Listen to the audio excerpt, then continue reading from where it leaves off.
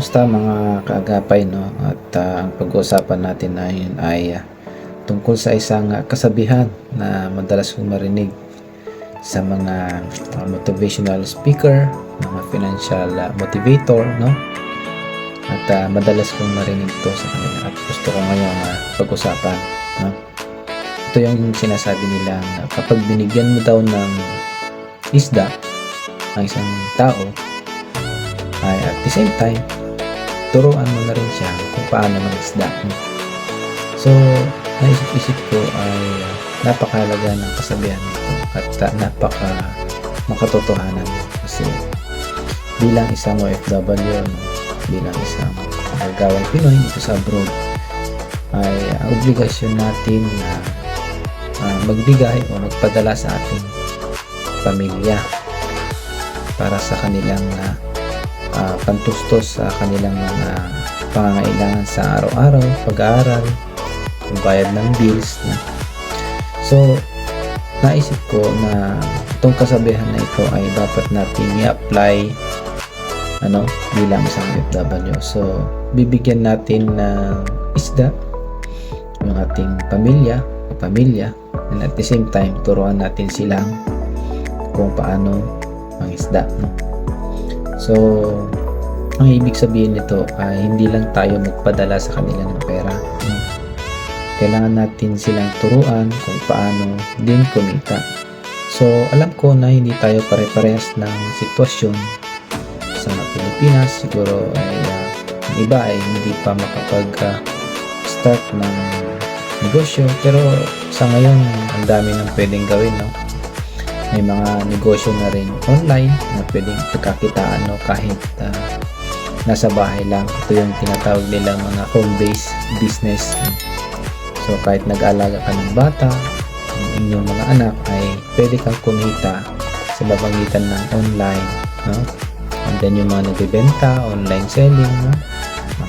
Kung ano-anong pwedeng ibenta dyan, basta legal, no?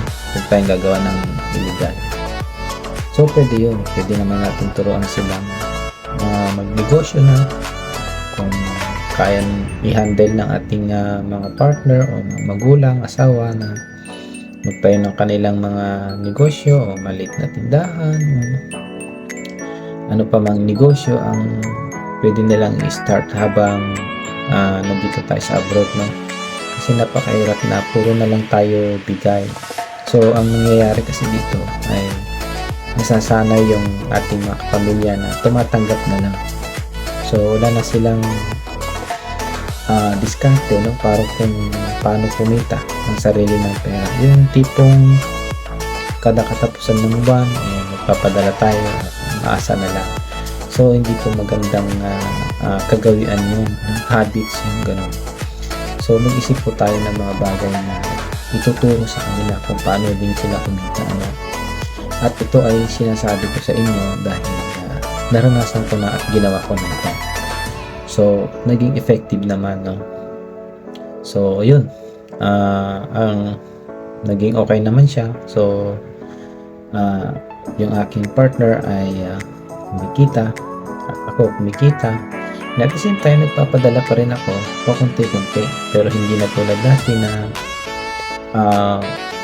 biglaan pagpapadala. So halos walang natitira kasi ako lahat ang nagbabayad ng kanilang bills, lahat ako ang nagbabayad. So ngayon tinuruan ko kung paano sila kumita, at yun, naging okay naman kahit paunti-unti yung pumapasok na kita sa kanyang business. Aking partner nakakatulong naman. So at least ngayon magaan na sa akin na kahit medyo mahina ang kita kasi minsan walang overtime. So yun, okay naman. So sana po yung kasabihan na yun ay ating isabuhay kasi napakaganda yung kasabihan na yun, at kung may apply natin sa ating buhay, sa ating pamilya, ay magiging okay. Kasi ang pinakamahalagang lesson dito ay yung pamilya natin ay hindi nagiging dependent sa atin, hindi nagiging tamad, no? Hindi porket nandito tayo sa abroad hindi naman sa lahat ng pagkakataon ay malaki ang kita natin, no? Lalong lalo na sa mga nasa factory, no? tulad ko, kasi minsan walang overtime. So yung sweldo namin ay hindi fix. So minsan nakapagpadala ng malaki, minsan nakapagpadala ng maliit. So sana po ay naging makabuluhan ang video ito para sa ating mga OFW na katulad ko sa tayo sa mundo, maliit man o malaki ang kinikita natin, ay mahalaga po na turuan po natin ang ating mga pamilya na kumita din, no? At hindi lang umaasa sa ating pinapadala.